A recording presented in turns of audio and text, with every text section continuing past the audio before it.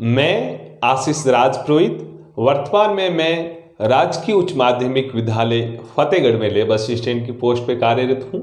हम कक्षा 8 के लिए एक टॉपिक पढ़ रहे हैं जिसका नाम है जंतुओं में जनन। हमने इसके 2 भाग डिस्कस कर लिए हैं। आज हम इसका भाग नंबर 3 पढ़ेंगे। यदि मैं पिछले 2 भागों की बात करूं तो 2 भागों में हमने सीखा कि जनन वास्तविकता में होता क्या है, यानी रिप्रोडक्शन की डेफिनेशन क्या होती है, जनन अपने आप में कितने प्रकार का होता है या जनन की विधियां कितनी होती, जिसमें से हमने 2 विधियां पढ़ी, एक लैंगिक जनन और दूसरा अलैंगिक जनन। फिर इससे आगे हमने मादा जनन अंग के बारे में पढ़ा और नर जनन अंग के बारे में पढ़ा, और इसके साथ हमने नर युग्मक यानी शुक्राणु के बारे में पढ़ा और मादा युग्मक यानी अंडाणु के बारे में पढ़ा। और इससे आगे हमने एक प्रोसेस होती है जिसे हम बोलते हैं IVF, इन विट्रो फर्टिलाइजेशन, इसके बारे में भी हमने जाना कि एक शब्द आता है टेस्ट ट्यूब बेबी, वहीं से और ये IVF दोनों एक दूसरे से रिलेटेड हैं। यहां तक हमने पढ़ा। अब हम थोड़ा सा और आगे बढ़ते हैं। जो कल मैंने या लास्ट वाले भाग में जो चीजें मैंने आपको लिखवाई थी लास्ट में, मैं उनको अब विस्तार पूर्वक आपको समझाऊंगा। चलो, मैंने आपको क्या लिखवाया था वो मैं रिपीट कर देता हूं, फिर मैं वो आपको समझा रहा हूं। मैंने लास्ट में आपको लिखवाया था, एक हेडिंग डलाई थी, भ्रूण का परिवर्तन।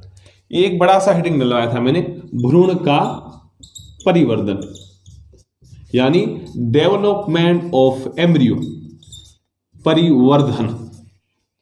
इसमें मैंने क्या लिखवाया था? मैंने लिखवाया था निषेचन के परिणाम स्वरूप युग्मनज बनता है। मैंने आपको ये भी बोला था निषेचन की परिभाषा ध्यान रखनी। क्या होती है निषेचन की परिभाषा? ज्योति तुम बताओ,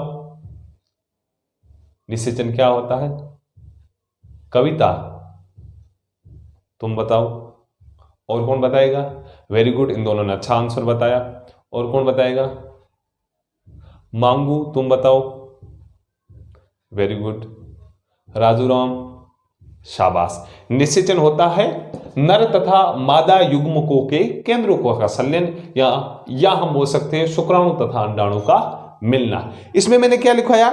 निषेचन के परिणाम स्वरूप युग्मनज बनता है, यानी नर व मादा युग्मक मिलेंगे। मिलना मतलब शुक्राणु और अंडाणु मिलेंगे, तो उसके फलस्वरूप जो नई संरचना बढ़ेगी उसे हम बोलते हैं युग्मनज।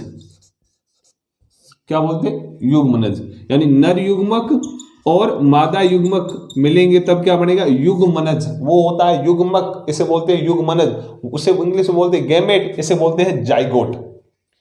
युग्मनज बनता है जो विकसित होकर भ्रूण में परिवर्तित होता है, यानी ये युग्मनज आगे विकसित होता है, यानी इसका डेवलप होता है और अंत में क्या बनता है? भ्रूण बनता है। क्या बनता है? भ्रूण या एम्ब्रियो बनता है। आगे मैंने क्या लिखाया?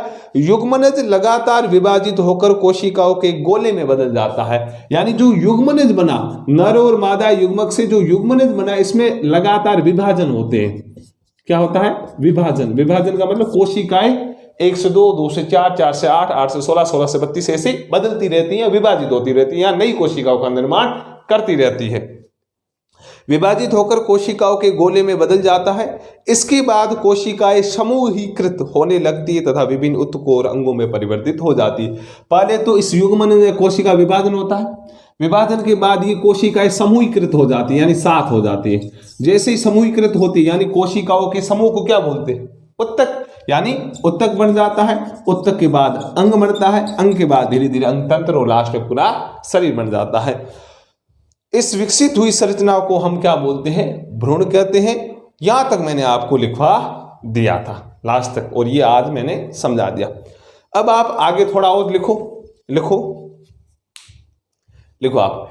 गर्भाशय में भ्रूण का निरंतर विकास होता रहता है और धीरे धीरे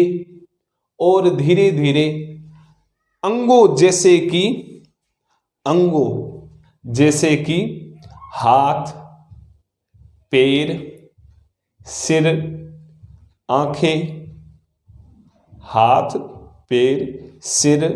आंखें, कान आदि विकसित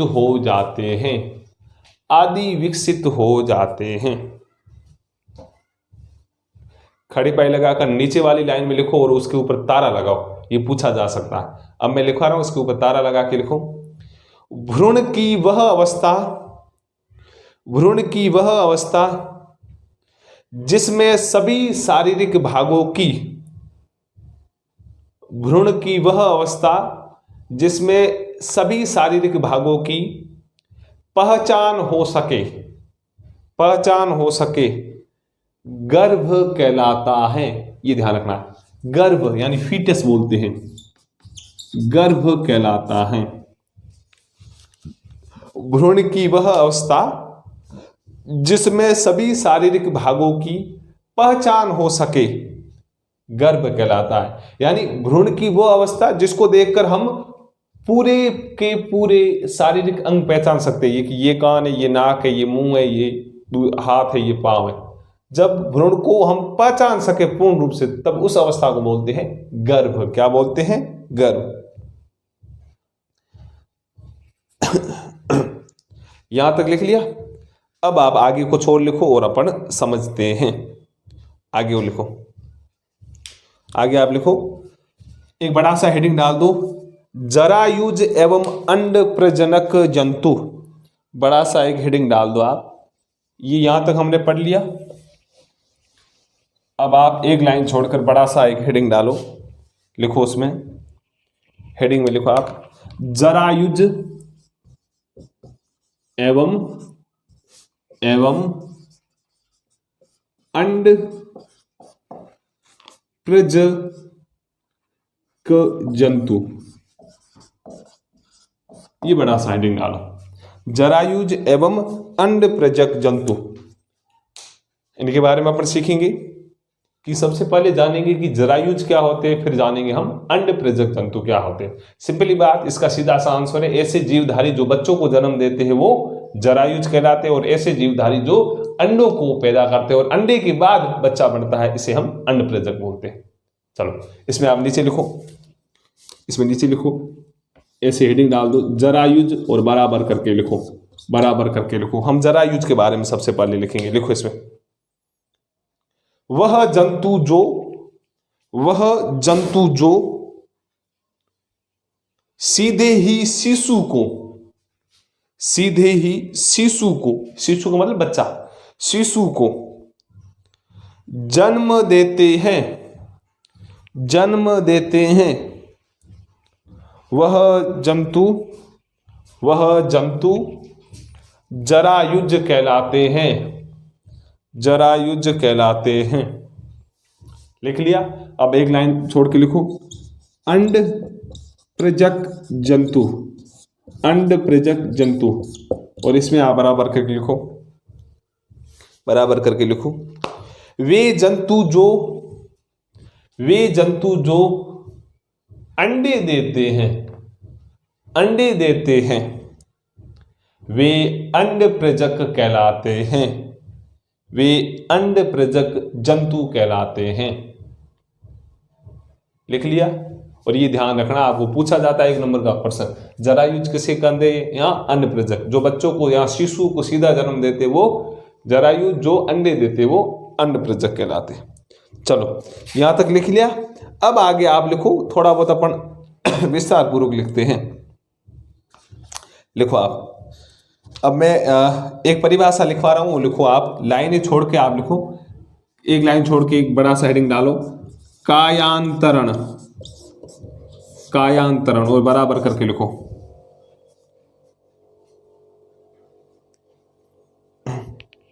कायांतरण हेडिंग डालो और इसमें आप बराबर करके कुछ लिखो। मैं बोल रहा हूं, आप लिखो। चलो, आप कायांतरण में आगे लिखो, डैश करके लिखो, लार्वा का कुछ उग्र परिवर्तनों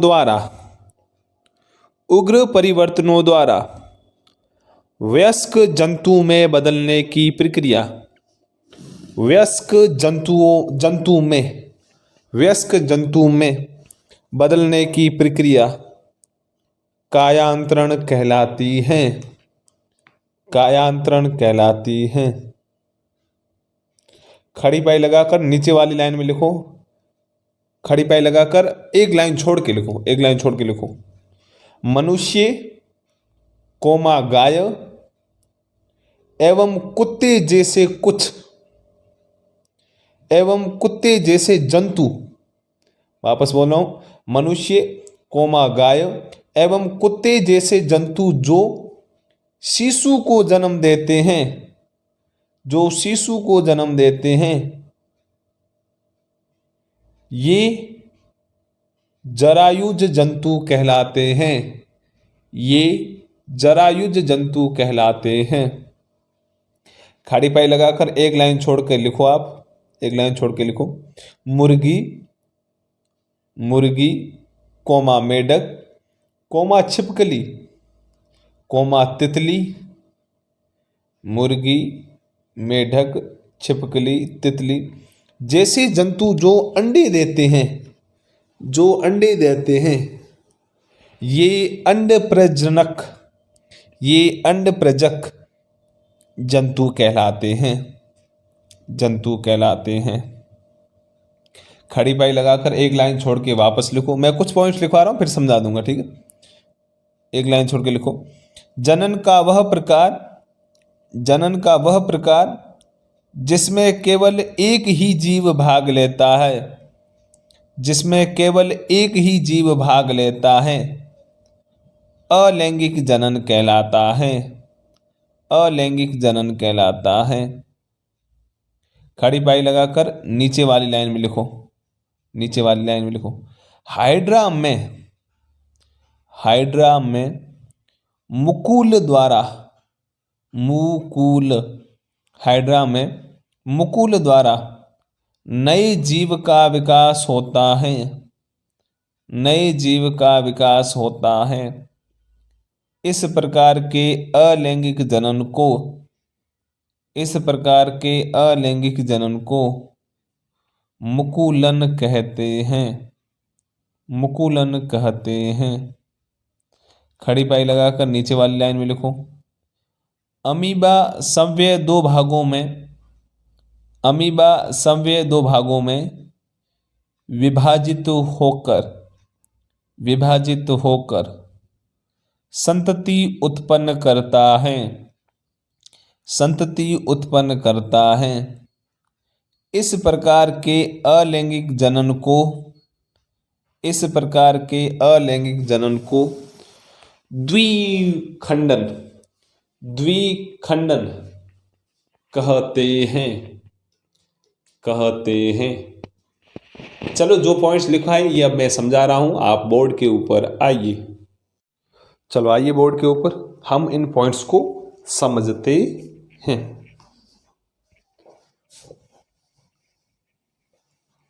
चलो समझे अपन। मैंने आपको कुछ पॉइंट्स लिखवाए। पहला लिखवाया मैंने कायांतरण। क्या लिखवाया? कायांतरण। वैसे भी मैंने जब आपको इससे पहले वाला एक टॉपिक पढ़ाया था, मैंने बताया था कि मेढक अपने आप में अंडे देते हैं, ये अंडा फिर बाद में बदल जाता है एक लार्वा में। उस लार्वा को हम बोलते हैं टेडपोल। क्या बोलते हैं? टेडपोल। मैंने किशोर अवस्था की ओर पढ़ाया था, उसमें बोला था आयोडीन वाला कुछ ऐसा कुछ बताया था। मेढक अंडे देते हैं, अंडा बदलता है टेडपोल में, टेडपोल से बनता है वापस नया मेढक, नया मेढक। इसका मतलब ये पूरी जो प्रोसेस है ये अपने आप में कहलाती है कायांतरण। क्या कहलाती है? कायांतरण। इसमें मैंने लिखवाया है कि लार्वा का कुछ उग्र परिवर्तनों द्वारा वयस्क जंतु में बदलने की प्रक्रिया कायांतरण। टेडपोल क्या है? लार्वा। ये टेडपोल कुछ उग्र प्रवृत्तियां यानी खराब प्रवृत्तियों से जब मेढक खुद में या वयस्क मेढक में बदलता है तो ये कायांतरण कहलाता है। इसके बाद वैसे भी मैंने आपको जरायुज वो अंड प्रजक लिखवा दिया, लेकिन आपको उदाहरण ध्यान रखने हैं कि मनुष्य, गाय, कुत्ता, ये सब क्या है? ये जरायुज है, यानी ये शिशु को या बच्चों को जन्म देते हैं। अंड प्रजक तो आपको पता है मुर्गी है, मेढक है, छिपकली है, तितली है, ये सब क्या है? अंड प्रजक। लास्ट में मैंने आपको एक और लिखवाया, हमने लैंगिक जनन पढ़ा था, लेकिन आपको यदि ये पूछा जाए अलैंगिक जनन किसे कहते हैं? अलैंगिक जनन। मनुष्य में कौन सा जनन पाया जाता है? मनुष्य में पाया जाता है लैंगिक जनन। लैंगिक जनन का तात्पर्य है कि नर व मादा दोनों का मिलना, वो कहलाता है लैंगिक जनन। अलैंगिक जनन क्या कहलाता है? अलैंगिक जनन है जनन का वो प्रकार जिसमें केवल एक ही जीव भाग लेता है, अलैंगिक जनन। यानी अलैंगिक जनन में सिर्फ एक ही जीव होगा। सर एक जीव कैसे? जनन का मतलब है बच्चे पैदा करना, अलैंगिक जनन में सिर्फ एक ही जीव नया जीव बना देगा, यानी बच्चे पैदा कर देगा। वो क्या? मैं आपको दो एग्जांपल देता हूं। एक है हाइड्रा, ये अपने आप में एक जीव है। एक है अमीबा, आपने पढ़ा होगा अमीबा दूसरे या एक कोशिकीय जीव के उदाहरण, है ना। हाइड्रा में क्या होता है? यदि हाइड्रा खुद की बात करें तो एक ऐसी संरचना होती है हाइड्रा में क्या होता है, कभी कभार इसके साइड भाग में यदि इसको एक नया जीव बनाना है तो एक साइड भाग में ऐसी एक संरचना निकल आती है। ये संरचना समय के साथ टूट जाती है और ये जो टूटी हुई संरचना होती है, ये अपने आप में एक नया जीव बना देती है। यानी जनन का वो प्रकार जिसमें सिर्फ एक जीव भाग लेता है, अलैंगिक जनन, जिसमें मैं आपको पहले समझा रहा हूं। हाइड्रा क्या करता है कि ऐसी संरचना निकालता है जो समय के साथ टूट के अलग हो जाती है। जो नई संरचना है ये अपने आप में एक नया जीव है, इस संरचना को हम मुकुल बोलते हैं। और जब ये पूरी प्रोसेस इससे टूटता है, इस पूरी प्रोसेस को हम बोलते हैं मुकुलन। क्या बोलते हैं? मुकुलन। और मुकुलन अपने आप में एक अलैंगिक जनन का प्रकार है। ये हाइड्रा में। सेकेंड है अमीबा की बात करो। अमीबा में क्या होता है? अमीबा अपने आप में एक कोशिकीय जीव। अमीबा में क्या होता है, कभी कभार इस एक कोशिका से दो कोशिकाएं बन जाती है ऐसी। और अमीबा में एक कोशिका से दो कोशिका बनना, इसका मतलब दो नए जीव बन गए। हमारे अंदर कोशिका विभाजन होना नया जीव नहीं बनता, लेकिन एक कोशिकीय जीव में, जैसे कि अमीबा में एक कोशिका से दो कोशिकाएं बनी, 2 से 4 बनी, इसका मतलब 1 से 2 बच्चे बने, 2 से 4 बने। इस प्रक्रिया को अमीबा के अंदर बोलते हैं द्विखंडन, यानी एक भाग का 2 खंडों में टूटना, यानी 2 नए जीव बने। मैंने यही लिखवाया है कि हाइड्रा में मुकुल द्वारा नए जीव का विकास होता है। इस प्रकार के अलैंगिक जनन को मुकुलन कहते हैं। अमीबा सभी 2 भागों में विभाजित, ये मैंने अभी बताया, अमीबा सभी 2 भागों में विभाजित होकर संतति उत्पन्न करता है। इस प्रकार के अलैंगिक जनन को हम द्विखंडन कहते हैं। क्या बोलते हैं? द्विखंडन। ये था आपका भाग नंबर 3 और जंतु में जनन टॉपिक हो गया आपका पूरा। जो पॉइंट्स मैंने लिखा है बस वही ध्यान रखने, वही आपके एग्जाम में आएंगे, इससे बाहर कुछ नहीं आएगा। पढ़ते रहो। कल शाम को मिलते हैं 6 बजे, एक बहुत ही बढ़िया वीडियो आएगा, सभी देखना और अपने मित्रजनों के साथ शेयर जरूर करना।